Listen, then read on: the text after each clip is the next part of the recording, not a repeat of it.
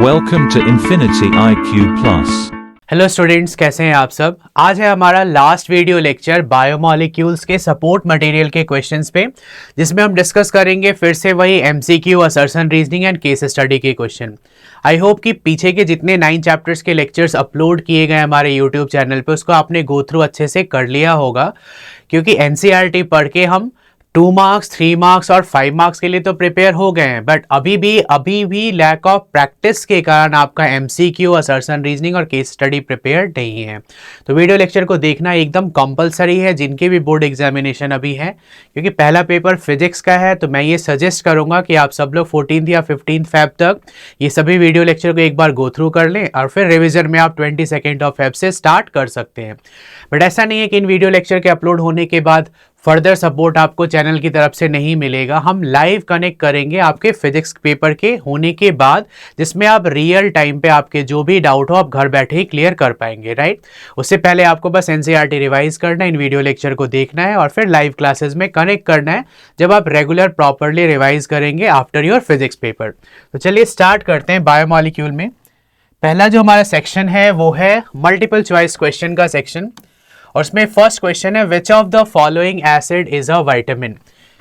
4 acid के नाम given है और जो भी इसमें आपको विटामिन लग रहा है उस पर टिक करना है। स्पार्टिक एसिड, स्कॉर्बिक एसिड, कुछ और भी एसिड दिए, एओफिलिक एसिड, सैकरिक एसिड। बट हमने पढ़ा हुआ है कि जो विटामिन सी होता है उसी को क्या बोलते हैं, स्कॉर्बिक एसिड, विटामिन सी। और विटामिन सी की डेफिशिएंसी से स्कर्वी होगा, मतलब ब्लीडिंग गम्स, या फिर इम्यूनिटी वीक है तो विटामिन सी। कोरोना के टाइम पे भी लोग विटामिन सी के मेडिसिन खा रहे थे। हालांकि बेटर क्या रहता है कि आप किसी फूड सोर्सेज के थ्रू विटामिन लें, ज़्यादा बेटर है, क्योंकि excess of vitamin is harmful. और इसका जो पील्स है, मेडिसिन है, डॉक्टर के रिकमेंडेशन के बिना तो बिल्कुल भी नहीं लेना चाहिए, right. Ascorbic acid is vitamin C. Next question है हमारा non reducing sugar out of the following. हमारे सिलेबस के अकॉर्डिंग सुक्रोज नॉन रिड्यूसिंग था, क्योंकि इसका प्रिंसिपल फंक्शनल ग्रुप इसके रिंग में इन्वॉल्व होता है और ये ओपन अप नहीं है for bonding, right. Next question है in a protein molecule amino acids are link together. देखो 3 लिंकेजेस बायोमॉलिक्यूल में पढ़ना है। कार्बोहाइड्रेट के अंदर ग्लाइकोसाइड, एक प्रोटीन के अंदर अमीनो एसिड को लिंक करने के लिए पेप्टाइड बॉन्ड और पेप्टाइड लिंकेज, और न्यूक्लिक एसिड डीएनए आरएनए के अंदर फॉस्फोडाइएस्टर। यहां पूछा गया अमीनो एसिड को लिंक करने का, तो प्रोटीन में हमने एक ही लिंकेज पढ़ा है, पेप्टाइड बॉन्ड या पेप्टाइड लिंकेज। ये एक तरीके का अमाइड लिंकेज होता है, राइट, जो 2 अल्फा अमीनो एसिड को किसी भी पॉलीपेप्टाइड चेन में ज्वाइन करने का काम करेगा। हमारा नेक्स्ट क्वेश्चन है one strand of DNA has the sequence ATC। तो सीक्वेंस ऑफ कॉम्प्लीमेंट्री, देखो कौन किसके साथ H बॉन्डेड है, यदि आपने वो याद रख लिया कि जो एडेनाइन है वो थायमाइन के साथ और साइटोसाइन है वो ग्वानाइन के साथ H बॉन्डेड होता है, और ये मोर स्ट्रॉन्गर, ये डबल और ट्रिपल बॉन्ड नहीं है, ये स्ट्रेंथ ऑफ H बॉन्डिंग है जो CG में AT से ज्यादा होगा। A किसके साथ हाइड्रोजन बॉन्ड बनाता है, T के साथ T, A के साथ G, C के साथ C, G के साथ, और TT है तो यहाँ क्या आ जाएगा AA। तो कौन से ऑप्शन में TACGAA गिवन है, TACGAA, थर्ड ऑप्शन, थर्ड पे टिक कर लीजिए। तो ये इतना इजी है, बस आपको पता होना चाहिए कि कौन सा बेस किसके साथ H बॉन्डेड होता है इन डीएनए और RNA. Which of the following vitamin is water soluble. Vitamin में यदि वाटर सॉल्युबल की बात करें तो B और C होते हैं। B में B1, B2, B6, और जो फैट सॉल्युबल है एक बार यहां लिस्टिंग कर लेते हैं। Fat soluble is vitamin AD, EK और B का 12 वाला पार्ट एक्सेप्शन है। तो कौन सा विटामिन इसमें से वाटर सॉल्युबल है, विटामिन सी पहले ऑप्शन में ही गिवन है, आप इस पे टिक कर सकते हैं। जबकि मैंने बताया ADEK, तो DEK ये सब क्या है, fat soluble, right. In both DNA and RNA base and phosphate ester linkage, जो फॉस्फोडाइस्टर लिंकेज होता है, हमने स्ट्रक्चर में भी क्या 5/3 लिखा था, तो आपको 5/3 सर्च करना है। यहाँ 5-2 है, 2-5 है, 5-1 है, 3-5 कहाँ गिवन है, सी वाले ऑप्शन में। स्ट्रक्चर भी जब हम डीएनए का डबल स्टैंडर्ड हेलिक्स स्ट्रक्चर बनाते हैं तो 5/3 लिखा होता है, क्योंकि जो फॉस्फोडाइएस्टर बनता है वो एक न्यूक्लियोटाइड का 5वां और दूसरे का 3रा कार्बन, उसके बीच में ये फॉस्फोडाइएस्टर लिंकेज फॉर्म होगा। क्वेश्चन नंबर 7 है the two functional groups present in a typical carbohydrate. एक टिपिकल कार्बोहाइड्रेट में कौन से फंक्शनल ग्रुप होंगे? इसके लिए आप रेफरेंस ग्लूकोज फ्रक्टोज का ले सकते हैं। ग्लूकोज में मेन ग्रुप था एल्डिहाइड, फ्रक्टोज में मेन ग्रुप था कीटोन, लेकिन दोनों में मल्टीपल OH थे। तो एल्डिहाइड कीटोन में कार्बोनाइल पार्ट प्रेजेंट होता है अलॉन्ग विद अल्कोहल, तभी इनको बोलते हैं पॉलीहाइड्रोक्सी एल्डिहाइड और कीटोन। तो कार्बोनाइल रिप्रेजेंट कर रहे हैं एल्डिहाइड कीटोन और अल्कोहल, जबकि बाकी सब में कहीं कार्बोक्सिलिक एसिड गिवन है, कहीं असाइल हैलाइड, तो ये तो पॉसिबल नहीं है कार्बोहाइड्रेट्स के लिए। नेक्स्ट क्वेश्चन है द प्रेजेंस और absence of hydroxyl group on which carbon atom of sugar differentiate RNA and DNA। यदि आप DNA और RNA के पेंटोज शुगर को पढ़ेंगे तो DNA में और RNA में एक डिफरेंस दिखेगा। RNA में जो पेंटोज शुगर है बीटा डी राइबोज, और DNA वाला क्या है बीटा डी 2 डीऑक्सी राइबोज, मतलब दूसरे कार्बन पे ऑक्सीजन नहीं होगा, तो उसके पेंटोज शुगर को बोलते हैं beta D 2 deoxyribose, right.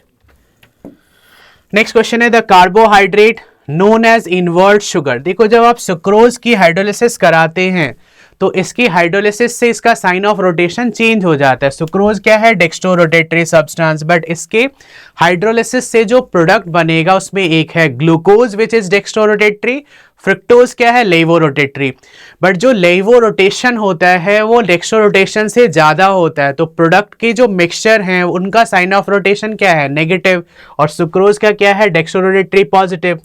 तो सुक्रोज का क्या नाम दे दिया गया इनवर्ट शुगर, क्योंकि इसके हाइड्रोलिसिस प्रोडक्ट इसके साइन ऑफ रोटेशन को, इसकी ऑप्टिकल एक्टिविटी को चेंज कर देते हैं। Pick the disaccharide from the following. Maltose पहला ही मिल गया हमें डाइसैकेराइड, बट आगे का ऑप्शन चेक कर लेते हैं। सेलुलोज इज पॉलीसैकेराइड, माल्टेज लिखा है ये एक एंजाइम है, और स्टार्च भी क्या है पॉलीसैकेराइड, राइट।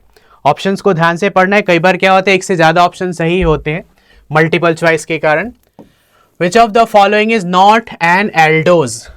एल्डोज जिसमें एल्डिहाइड होना चाहिए, तो ग्लूकोज में एल्डोज होगा, राइबोज और गैलेक्टोज में भी होगा, बट फ्रक्टोज इज कीटोज। एल्डोहेक्सोज हम ग्लूकोज को बोलते हैं और फ्रक्टोज को कीटोहेक्सोज, क्योंकि उसमें कीटोन प्रिंसिपल फंक्शनल ग्रुप होगा, मल्टीपल OH होंगे और 6 कार्बन एटम है। नेक्स्ट क्वेश्चन है बायोमॉलिक्यूल कंटेनिंग ट्रांजिशन मेटल। कौन सा बायोमॉलिक्यूल ट्रांजिशन मेटल कंटेन करेगा? Vitamin C, chlorophyll, RNA। Chlorophyll में मैग्नीशियम का कॉम्प्लेक्स, मैग्नीशियम ट्रांजिशन मेटल नहीं है, जबकि हीमोग्लोबिन में आयरन प्रेजेंट होता है, आयरन एक ट्रांजिशन मेटल है। D ब्लॉक के मेटल्स जिसमें इनकम्प्लीटली फिल्ड d ऑर्बिटल्स हो, तो हमें हीमोग्लोबिन पे टिक करना है। Which of the following does not have glycosidic linkage? अब ग्लाइकोसाइडिक लिंकेज किस में होगा? डाइसैकेराइड में, पॉलीसैकेराइड में, तो माल्टोज में होगा।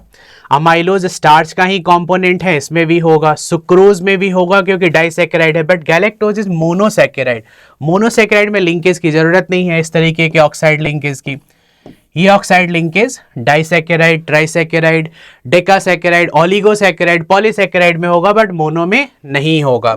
Fibrous proteins are present in. अब इसमें 3 ऑप्शन आपको क्लियरली दिख रहे हैं कि इंसुलिन, एल्बुमिन, हीमोग्लोबिन, ये सब ग्लोबुलर प्रोटीन के एग्जांपल्स होंगे, जबकि collagen is a fibrous protein. Hydrolysis of lactose, lactose को हम मिल्क शुगर भी बोलते हैं क्योंकि मिल्क में स्वीटनेस के लिए रिस्पॉन्सिबल होता है लैक्टोज, और कुछ जैसे कुछ पर्सन्स का बॉडी लैक्टोज इंटॉलरेंट है तो उनको मिल्क प्रोडक्ट, डेयरी प्रोडक्ट ऐसा ज़्यादा डाइजेस्ट नहीं होगा, तो उन्हें ज़्यादातर डॉक्टर बोलते हैं कि मिल्क प्रोडक्ट से ज़्यादा दूर ही रहें। तो लैक्टोज की हाइड्रोलिसिस कराते हैं तो मिलता है ग्लूकोज एंड गैलेक्टोज। तो हम ऑप्शन सर्च करेंगे glucose fructose, glucose galactose, galactose fructose, galactose sucrose. Glucose और गैलेक्टोज मतलब बीटा डी गैलेक्टोज और beta D glucose join together by C1C4 glycosidic linkage, ये होता है लैक्टोज में, और लैक्टोज को हम मिल्क शुगर के नाम से भी जानते हैं। जैसे ग्लाइकोजन को हम क्या बोलते हैं? Animal starch, right. Question number 16 है मैच द। अब देखो मैचिंग वाले में 1-2 भी मैच आप कर लोगे तो ऑप्शन आपका मैच हो जाएगा। लैक्टोज क्या है? लैक्टोज एक डाइसैकेराइड है। स्टार्च क्या है? एक पॉलीसैकेराइड है। सुक्रोज कीटोहेक्सोज है। अच्छा वैसे लैक्टोज के में on hydrolysis it gives beta D glucose, अभी मैंने पढ़ाया। इसका मतलब ये हुआ कि लैक्टोज ज्यादा बेटर इससे मैच होगा, क्योंकि लैक्टोज के हाइड्रोलिसिस से हमें क्या मिलता है? Beta D glucose, beta D galactose, क्योंकि प्रीवियस क्वेश्चन इसी पे बेस्ड था। और सुक्रोज एक डाइसैकेराइड है, इसको यहां से मैच करा दें, और फ्रक्टोज एक कीटोहेक्सोज है। तो ए मैच हो रहा है एस से, ए मैच हो रहा है एस से दो प्लेसेस पे, बी को मैच किया आर से, बी को आर से, बी आर यहाँ भी है। अब सी पे आते हैं, सुक्रोज डाइसैकेराइड, सी क्यू से मैच होना चाहिए और डी पी से मैच होना चाहिए। Option D is correct. 16 का कौन सा ऑप्शन होगा? डी। तो ऑप्शंस को करेक्ट देखना। हालांकि ऐसे क्वेश्चन में कई बार आपका लक सही हो तो एक दो भी याद रहेगा तो उससे आपका पूरा मैचिंग आ जाएगा, बट यहाँ काफी बेटर ऑप्शन गिवन है, वेल प्लान्ड, कि चारों लर्न होगा तभी आप कर पाओगे। नेक्स्ट आते हैं मैचिंग का एक और क्वेश्चन है 17।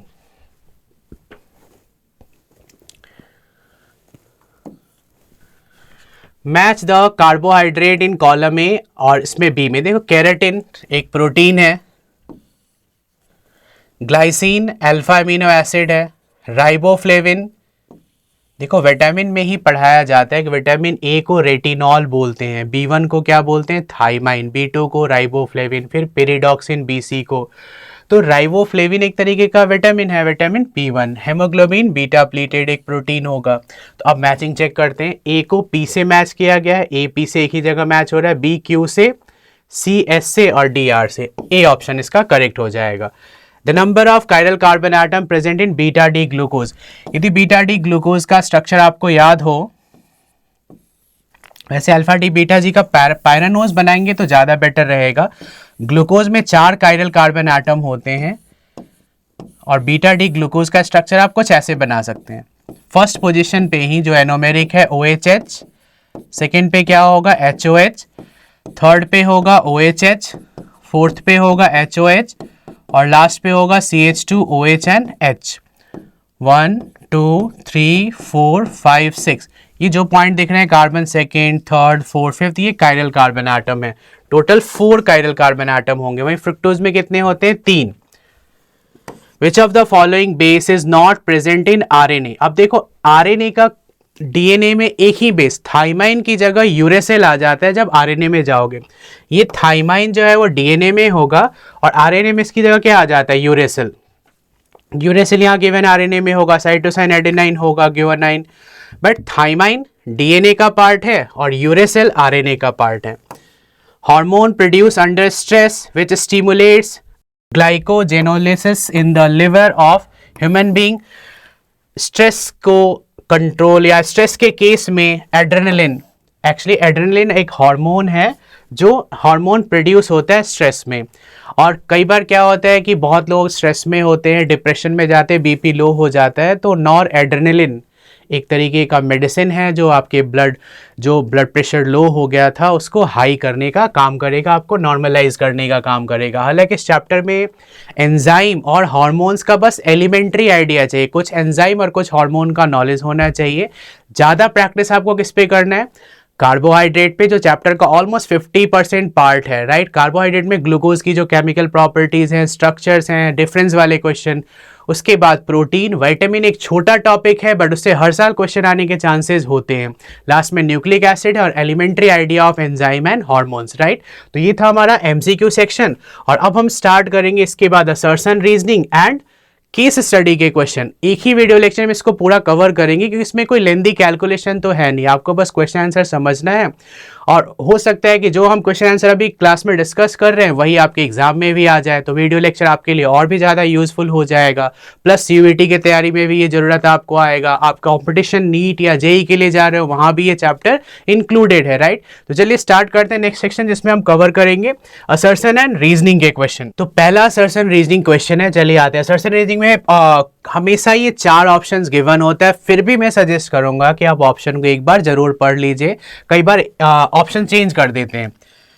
फर्स्ट ऑप्शन में क्या होता है? Generally both assertion and reason are correct and reason is the correct explanation of assertion. Second, both assertion and reason are correct but reason is not the correct explanation of assertion. Third होगा assertion is correct but reason is incorrect.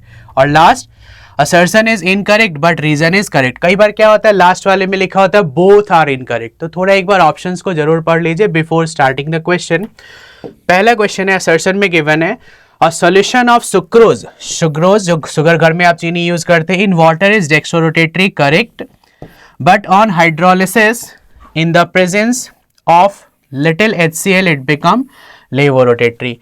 तभी sucrose को हम क्या बोलते हैं, invert sugar, क्योंकि जब भी इसके आप हाइड्रोलिसिस कराएंगे तो इसमें जो equal amount of glucose and fructose produce होगा उसमें ग्लूकोज डेक्स्ट्रोरोटेटरी होगा, फ्रुक्टोज लेवोरोटेटरी होगा, क्योंकि फ्रुक्टोज का लेवो रोटेशन ग्लूकोज के डेक्स्ट्रोरोटेशन से हायर होता है, इस कारण से साइन ऑफ रोटेशन चेंज होगा।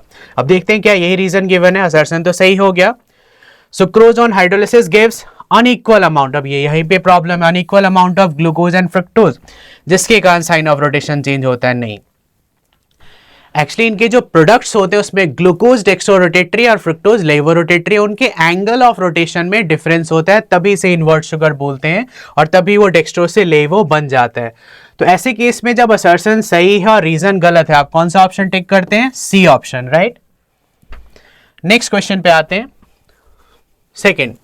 इसमें असर्शन गिवन है फ्रुक्टोज डज नॉट कंटेन, अब देखो, aldehyde group but still reduces Tollens, right, क्योंकि देखो रिड्यूसिंग शुगर में फ्रुक्टोज की गिनती आती है, सुक्रोज नॉन रिड्यूसिंग है, तो हम इसमें लिखा है कि fructose does not contain aldehyde, ये टॉलरेंस टेस्ट एल्डिहाइड के लिए है, नहीं होने के बावजूद ये क्यों रिड्यूस करता है, रीजन बिल्कुल परफेक्टली करेक्ट गिवन है, क्योंकि बेस के प्रेजेंस में फ्रुक्टोज रीअरेंजमेंट के थ्रू ग्लूकोज और मैनोज में कन्वर्ट होगा। तो इसका असर्शन रीजन दोनों ही सही है and reason is the correct explanation of assertion.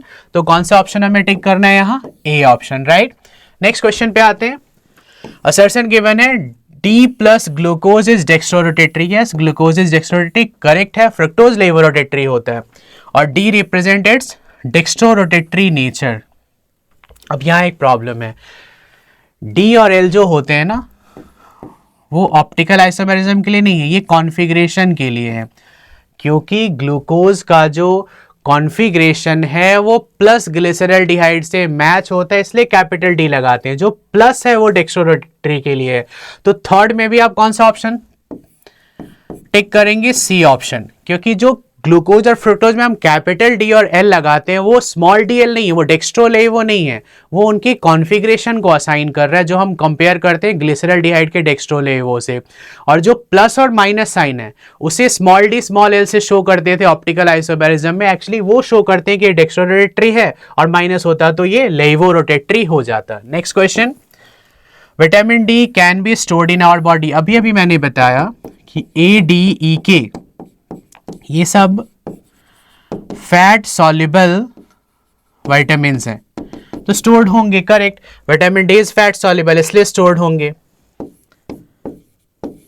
Fifth का आते हैं, फोर्थ ए हो जाएगा क्योंकि दोनों सही हैं और reason is the correct explanation of assertion. All naturally occurring alpha amino acids except glycine are optically active और कायरल, राइट, क्योंकि ग्लाइसिन में कार्बन के पास 4 डिफरेंट ग्रुप नहीं है, ये अकेला अकायरल है, बाकी सब क्या होते हैं, chiral. Most naturally occurring amino acid have D configuration. यहाँ पे एक प्रॉब्लम है, देखो फिफ्थ में हमें पहला तो ये तो मिल गया, ये सही पॉइंट है, बट ज़्यादातर जो नेचुरली अकरिंग अमीनो एसिड्स होते हैं उनमें एल कॉन्फ़िगरेशन होता है, डी नहीं होता।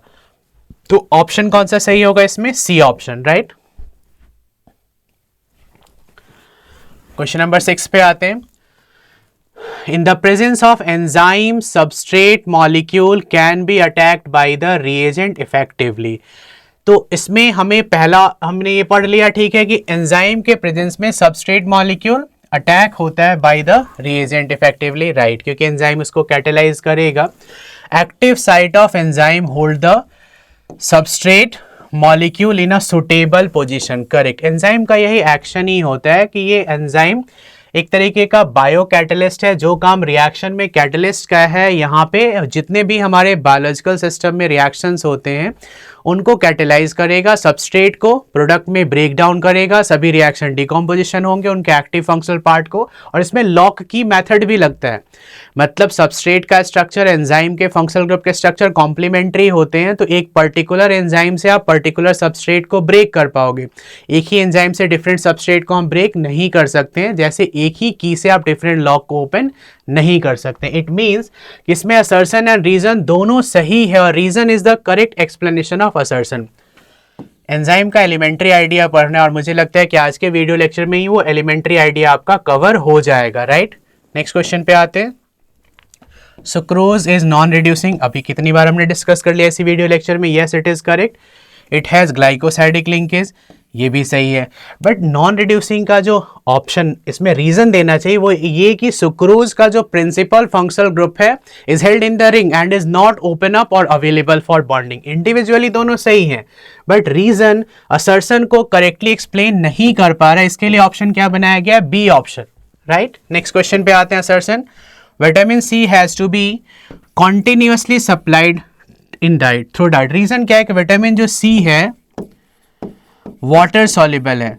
जो वाटर सॉल्युबल विटामिन है ना उनकी डेफिशिएंसी बॉडी में बहुत जल्दी होती है क्योंकि वो यूरिन से एक्सक्रीट होते हैं and they can not be stored in our body. तो ये सही पॉइंट गिवन है. Vitamin C is water soluble इसलिए इसकी रेगुलर सप्लाई चाहिए. फैट सॉल्युबल होता तो रेगुलर सप्लाई नहीं चाहिए. तो यहाँ हमें रीजन असर्शन दोनों सही दिख रहे हैं और रीजन करेक्टली असर्शन को एक्सप्लेन भी कर पा रहे हैं. नेक्स्ट 2 क्वेश्चंस और हैं, उसके बाद हम केस स्टडी के क्वेश्चन पे आ जाएंगे. Cellulose is not digested by human beings. Cellulose human being, क्योंकि सेलुलोज को पचाने के लिए डाइजेस्ट करने के लिए जो एंजाइम चाहिए सेलुलेज वो हमारा बॉडी सिंथेसाइज नहीं करता है. तो करेक्ट स्टेटमेंट है ये. और cellulose is a polymer of beta D, ये भी सही है. बट जो रीजन देना चाहिए वो ये देना चाहिए कि सेलुलोज को डाइजेस्ट करने के लिए जो एंजाइम है सेलुलेज वो हमारा बॉडी सिंथेसाइज नहीं करता. तो पॉइंट दोनों सही हैं बट एक्सप्लेनेशन सही नहीं है. लास्ट पे आते हैं. Non essential amino acids are not necessary for protein synthesis. क्या ये पॉइंट सही लग रहा है आपको? बिल्कुल सही नहीं है. एसेंशियल नॉन एसेंशियल सब जरूरत है. एसेंशियल और नॉन एसेंशियल की 10-10 लिस्ट हमारे में गिवन है. दोनों चाहिए. ये कि जो बॉडी सिंथेसाइज कर लेता है डाइट से नहीं लेना है वो नॉन एसेंशियल, और जो बॉडी सिंथेसाइज नहीं करता है डाइट से लेना पड़ता है वो एसेंशियल होंगे. तो ये पॉइंट बिल्कुल सही नहीं है. प्रोटीन सिंथेसिस के लिए सब चाहिए, ग्लाइसिन एलानाइन जितने भी एसेंशियल नॉन एसेंशियल सब. Non essential amino acids are produce in the human body. तो प्रोड्यूस हो रहा है तभी तो ये नॉन एसेंशियल है, डाइट से नहीं लेना है. इसके लिए आप कौन सा ऑप्शन टिक करेंगे? Option D.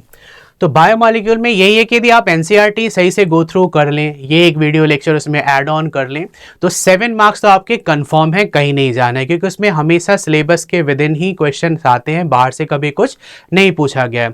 अभी इसी वीडियो लेक्चर में हम आगे कवर करेंगे कुछ केस स्टडी के क्वेश्चंस जिसके ऑप्शंस भी या तो असर्शन रीजनिंग टाइप होते हैं या फिर वो भी एमसीक्यू के तरीके से ही पूछा जाता है. तो चलिए वो सेक्शन भी स्टार्ट करते हैं. केस स्टडी के क्वेश्चन में हमेशा मेरा सजेशन यही रहता है कि केस स्टडी में पैराग्राफ पढ़ने की कोई ज़रूरत इतनी नहीं है. फाइनल एग्जाम में ये पैराग्राफ बस इसलिए गो थ्रू करना है क्योंकि आपको पता लग जाए कि ये पैसेज कौन से चैप्टर से पूछा गया है. अदरवाइज आप डायरेक्ट क्वेश्चन पे जाते हैं, चैप्टर आपने ढंग से रिवाइज किया हुआ है तो उसका आंसर आप सीधा दे पाएंगे, इसमें ज़्यादा एफर्ट आपको लगेगा नहीं. तो पैसेज 1 में जो क्वेश्चन है सीधा उसी पे आते हैं. विच of the following statement is not true about glucose. Glucose के बारे में कौन सा स्टेटमेंट ट्रू नहीं है? इट इज़ एन एल्डोहेक्सोज, ये तो ट्रू है. ऑन हीटिंग विद HI ये नॉर्मल हेक्सेन बनाता है, ये भी ट्रू है क्योंकि इस रिएक्शन से हमें पता लगता है कि ग्लूकोज में 6 कार्बन आटम की स्ट्रेट चेन है. It is present in furanose form, ये ट्रू नहीं है क्योंकि ये पायरानोज के फॉर्म में होता है, फ्रक्टोज फ्यूरानोज के फॉर्म में होगा. Right. It does not give 2,4-DNP, ये भी इसमें क्या ट्रू नहीं, क्योंकि ये DNP दे देता है, एल्डिहाइड है तो 2,4-DNP क्यों नहीं देगा. नेक्स्ट है alpha and beta forms of glucose are. Glucose के जो अल्फा और बीटा फॉर्म है या इवन फ्रक्टोज के जो अल्फा और बीटा फॉर्म है उनको आपस में हम एनोमर्स बोलते हैं. तो एनोमर पे टिक करना है. Next the monosaccharide constituent of lactose. अब इसी वीडियो लेक्चर में ये तीसरी बार हम डिस्कस कर रहे हैं कि लैक्टोज में क्या होता है, beta D glucose and beta D galactose, जो कि C1C4 से लिंक होंगे, ग्लाइकोसाइडिक से लिंक होंगे. नेक्स्ट है glycogen is a branch chain polymer of alpha D glucose. Right. Unit in which the chain is form by C1C4 glycosidic linkage और branching is form by C1C6 glycosidic linkage. तो glycogen का जो structure है वो किससे similar होता है? Starch का कंपोनेंट है अमाइलोपेक्टिन.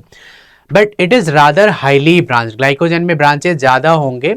ग्लाइकोजन को एनिमल स्टार्च इसलिए बोलते हैं क्योंकि स्टार्च का कंपोनेंट अमाइलोपेक्टिन है, उसके साथ इसका स्ट्रक्चर मैच होगा, but glycogen is rather highly branch. जब बॉडी को ग्लूकोज की ज़रूरत होती है, जब आप फास्टिंग पे होगे या कोई अनशन पे बैठा हुआ है या कोई भूकंप में दब गया है और उसको एनर्जी चाहिए, तो क्या फास्टिंग के टाइम पे बॉडी को एनर्जी नहीं चाहिए? चाहिए। वो एनर्जी हमें कहाँ से मिलेगा? हमारे लिवर, मसल और ब्रेन में ऑलरेडी स्टोर्ड जो ग्लाइकोजन है, एंजाइम उस ग्लाइकोजन को ग्लूकोज और ग्लूकोज को एटीपी में कन्वर्ट करने का काम करते हैं, राइट। नेक्स्ट पैसेज फिर वही, क्योंकि चैप्टर बायोमॉलिक्यूल चल रहा है तो ये बायोमॉलिक्यूल का ही होगा और इसके हम डायरेक्टली क्वेश्चन पे आएंगे। कुछ वर्ड्स को देखने से पता लग रहा है कि अमीनो एसिड मतलब ये पक्का बायोमॉलिक्यूल के प्रोटीन सेक्शन से ये क्वेश्चन इसमें पूछा गया होगा। उसमें पहला क्वेश्चन है correct statement about amino acids. सबसे पहला क्या लिखा? All amino acids are optically active. ऐसा नहीं है, all amino acid except glycine are optically active. Glycine achiral होता है, बाकी सब कायरल होते हैं, तो glycine is the only alpha amino acid which is optically inactive या अकायरल, बाकी सब क्या होते हैं? कायरल। यदि आपने प्रोटीन एनसीईआरटी से रिवाइज किया तो भी आप इसके क्वेश्चन आसानी से कर पाएंगे। Proteins are found to have two different type of structure, secondary structure alpha helix and beta pleated sheet structure. But question है कि alpha helix structure को कौन stabilize करता है? Hydrogen bond. हमने पढ़ा हुआ है कि H बॉन्डिंग जब डीनेचुरेशन करते हैं तो ब्रेक हो जाता है और प्रोटीन का 2 डिग्री 3 डिग्री स्ट्रक्चर डिस्ट्रॉय हो जाएगा, बट कौन स्टेबिलाईज करके रख रहा है उसे? तो अल्फा हेलिक्स स्ट्रक्चर को स्टेबिलाईज हमेशा H बॉन्डिंग करेगा। ग्लोबुलर प्रोटीन के दो एग्जांपल एनसीईआरटी में पढ़ना है, इंसुलिन, एल्बुमिन, जिसमें से एक इंसुलिन और एल्बुमिन में सिर्फ एल्बुमिन गिवन उस पर टिक कर दिया। मायोजिन, फाइब्रोइन, कोलेजन, ये सब फाइब्रस प्रोटीन है। अकेला एल्बुमिन जो एग्जांपल में यहाँ गिवन है ऑप्शन में, उसी पे टिक करना है। Which of the statement about denaturation given below are correct? कौन से स्टेटमेंट करेक्ट? एक एक करके पढ़ते हैं। Denaturation of protein cause loss of secondary and tertiary. Yes, जब प्रोटीन का डीनेचुरेशन होगा वो टेम्परेचर चेंज या पीएच चेंज के कारण होता है, तो 2 degree 3 degree structure completely destroy हो जाते हैं, बट 1 डिग्री इंटैक्ट रहेगा। ये आप कोएगुलेशन ऑफ एग वाइट में समझ सकते हैं या कर्डिंग ऑफ मिल्क में, तो ये पॉइंट तो बिल्कुल सही है। Denaturation lead to the conversion of double stranded into single strand, right, ये भी पॉइंट सही है। डीनेचुरेशन के कारण ऐसा होगा। Denaturation affect primary structure? नहीं, इवन आफ्टर डीनेचुरेशन प्रोटीन का जो स्ट्रक्चर होता है प्राइमरी वो इंटैक्ट रहेगा। तो कौन से दो पॉइंट सही हैं? First and second. और कौन से ऑप्शन में ये गिवन है? सी ऑप्शन में, राइट। चैप्टर का कॉन्सेप्ट बस आपका क्लियर होना चाहिए, केस स्टडी में आपको कोई परेशानी नहीं आएगी। ये पैसेज भी देखो, the particle in the nucleus of cell is responsible for heredity, मतलब ये न्यूक्लिक एसिड से क्वेश्चन यहाँ आने वाला है। पैराग्राफ पढ़ने से ज्यादा बेनिफिट नहीं होगा, सीधा हम क्वेश्चन पे आते हैं। Dinucleotide is obtained by joining two nucleotide units together by phosphodiester linkage। तो कौन से कार्बन एटम के बीच ये फॉर्म होगा? तो इसमें जब भी आप डाइन्यूक्लियोटाइड का स्ट्रक्चर बनाएंगे तो फर्स्ट का फिफ्थ और दूसरे का थर्ड ये कनेक्टेड होते हैं, राइट। सपोर्ट मेटल में इसका आंसर ये वाला ये गलत दिया हुआ है, आपको आंसर क्या टिक करना है? Fifth and third. ये स्ट्रक्चर में भी है, डीएनए के डबल स्टैंडर्ड में मेंशन भी है। In DNA the complementary bases are, पहले ही बताया गया कि ए टी के साथ और सी जी के साथ हाइड्रोजन बॉन्डेड होगा, जिसमें इसका एच बॉन्डिंग ज्यादा स्ट्रांग होगा। एडेनाइन थाइमाइन के साथ और ग्यूआनाइन साइटोसाइन के साथ, एडेनाइन थाइमाइन के साथ, ग्यूआनाइन साइटोसाइन के साथ। बाकी सब ऑप्शन में यहाँ यूरेसिल दिख गया, तो ये तो डीएनए की बात ही नहीं कर रहे हैं। और यहाँ एडेनाइन ग्यूआनाइन दिया हुआ है, ए को जी के साथ और थाइमाइन साइटोसाइन, उनका मैचिंग नहीं हो रहा है। ATCG ये एच बॉन्डेड होते हैं। नेक्स्ट क्वेश्चन है the correct statement regarding RNA and DNA. इन दोनों से रिलेटेड एक करेक्ट स्टेटमेंट आपको बताना है। इसमें पहला ऑप्शन है the sugar component RNA is arabinose and sugar, नहीं, देखो दोनों में राइबोज ही होता है, एक में बीटा डी राइबोज, एक में beta D 2 deoxy ribose. The sugar component in RNA is 2 deoxy ribose, यहाँ पे गलत दिया हुआ है, और sugar component in DNA is, या फिर ये भी गलत है। The sugar component in RNA is, फिर गलत दिया हुआ है। डीएनए में 2 डिऑक्सी, बट लास्ट वाले ऑप्शन पे आते हैं। The sugar component in RNA is ribose, और डीएनए में क्या है 2 डिऑक्सी राइबोज, ये परफेक्टली करेक्ट दिया हुआ है। पेंटोज शुगर दोनों में होंगे, राइबोज होंगे, बट दूसरे कार्बन से ऑक्सीजन हटा दोगे तो बीटा D2 डिऑक्सी राइबोज वो डीएनए के अंदर प्रेजेंट होगा, जो कि इसके फुल फॉर्म में भी आता है, deoxy ribo nucleic acid, ribo nucleic acid. Which of the following is not present in RNA, RNA के अंदर कौन सा नहीं होता? थाइमाइन की जगह यूरेसिल आता है आरएनए में, तो मतलब थाइमाइन नहीं होगा, क्योंकि थाइमाइन सिर्फ डीएनए में ही प्रेजेंट होता है, जबकि राइबोज पेंटोज शुगर होगा, फॉस्फेट लिंकेज होगा, यूरेसिल तो इसमें होगा ही होगा, राइट। एक और लास्ट पैसेज का क्वेश्चन हम डिस्कस करेंगे। इसमें भी आप देखो पैसेज को सिर्फ इसलिए रीड करेंगे कि पता लग जाए कि ये डीएनए मतलब बायोमॉलिक्यूल का क्वेश्चन है, बट डायरेक्टली हम क्वेश्चन आंसर पे यहाँ भी आ सकते हैं। अब इसमें पहला क्वेश्चन गिवन है, purines present in DNA, DNA में कौन सा प्यूरिन? जब एडेनाइन और ग्यूआनाइन का आप स्ट्रक्चर देखेंगे तो ये हेट्रोसाइक्लिक होते हैं, लेकिन इसमें 2 रिंग दिखेंगे आपको।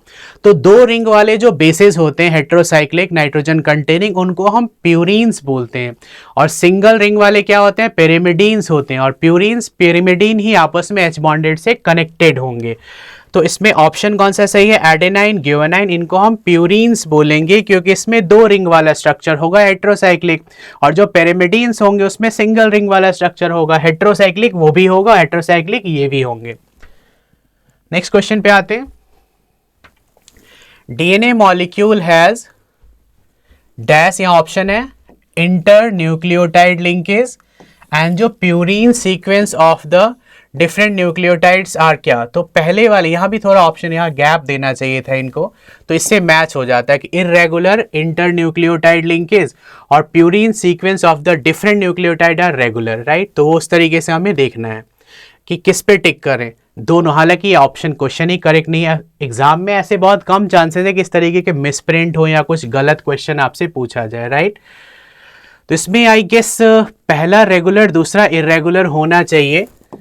हालांकि क्वेश्चन ही कंप्लीट नहीं है, तो इस पे हम ज्यादा डिस्कशन नहीं करेंगे। थर्ड पे आते हैं, डीएनए हैज डैश बैकबोन, इसका कौन सा ऑप्शन सही होगा? तो जब आप देखोगे डीएनए में तो फॉस्फेट शुगर, इसका जो सिंप्लीफाइड वर्जन है, शुगर बेस फॉस्फेट, शुगर के साथ उसका बेस अटैच होगा और लिंकेज हमेशा फॉस्फेट का ही होगा, राइट। इस तरीके से ये चेन कंटिन्यू हो गई, जिसमें ये पोर्शन रिपीट होता रहेगा, बेस नहीं बनाता। कनेक्शन जो होता है डाइन्यूक्लियोटाइड या पॉलीन्यूक्लियोटाइड का फॉस्फोडाइस्टर से, वो शुगर और फॉस्फेट का ही होगा, बेस का उसमें कोई इन्वॉल्वमेंट नहीं होता है। तो फॉस्फेट शुगर इसमें आएगा, बाकी सब इसमें मैचिंग नहीं है। लास्ट है, out of the 4 different kind of nitrogenous bases which are commonly found in DNA, जिसमें सिर्फ डीएनए में तो हमें पता है कि एडेनाइन, ग्यूआनाइन, साइटोसाइन और थाइमाइन होगा, लेकिन किसको रिप्लेस किया जाता है ऑर्गेनिज्म में? तो सिर्फ साइटोसाइन को, राइट। बाकी सबको रिप्लेस नहीं कर सकते। इसमें लिखा गया which has been replaced in some organism, किसी किसी में रिप्लेस ये हो गया है, तो वो साइटोसाइन की ही इसमें हम बात कर रहे हैं, राइट। तो ये था हमारा बायोमॉलिक्यूल का जो सेक्शन था सपोर्ट मटेरियल का, जिसमें हमने स्टार्टिंग में डिस्कस किया सभी important MCQ, important assertion, reasoning और लास्ट में कुछ केस स्टडी के क्वेश्चंस। तो ये हमारा लास्ट वीडियो लेक्चर था जो सपोर्ट मटेरियल से रिलेटेड अपलोड किया जा रहा है। यदि आप एनसीईआरटी सपोर्ट मटेरियल को एक साथ कंबाइन करके अपनी तैयारी करते हैं, अपना रिविजन कंटिन्यू करते हैं, तो एग्जाम में 100% आप श्योर रहिए कि सब कुछ पढ़ा हुआ आएगा, कुछ बाहर का आने वाला है नहीं। यदि ये 2 ही बुक आप अच्छे ढंग से तैयारी कर लें। फिर भी और सपोर्ट्स आपको चाहिए तो लाइव क्लासेस के थ्रू हम आपके एग्जाम गैप में, जो आपका डेट शीट है उसके एग्जाम गैप में जितनी भी क्लासेस हो सकेंगी पॉसिबल, लाइव हम कनेक्ट करेंगे। उस लाइव कनेक्शन में रियल टाइम आप अपने घर से ही अपने डाउट क्लियर कर पाएंगे। तो फिजिक्स के पेपर के लिए आप 6-7 दिन का गैप ले रहे हैं तो ट्राई कीजिए कि अभी जो 2-4 दिन आपके और बचे हैं उसमें केमिस्ट्री की ये सब वीडियो लेक्चर देख लें, एनसीईआरटी रिवाइज कर लें। फिर फिजिक्स के लिए आप प्रॉपर गैप ले लीजिए। कुछ बच्चों का फिजिकल एजुकेशन पेपर भी है इसमें, और जैसे ही फिजिक्स पेपर एंड होगा तो हम लाइव क्लासेस के थ्रू रेगुलर कनेक्ट करेंगे जब तक आपका केमिस्ट्री पेपर नहीं हो जाता। तो आई होप ये वीडियो लेक्चर आपके लिए काफ़ी यूजफुल रहा होगा। Thanks for watching and all the best for your examination, even for physics, physical, सभी एग्जामिनेशन के लिए आपको बहुत बहुत शुभकामनाएं। Okay, all the best. Follow and subscribe us for more.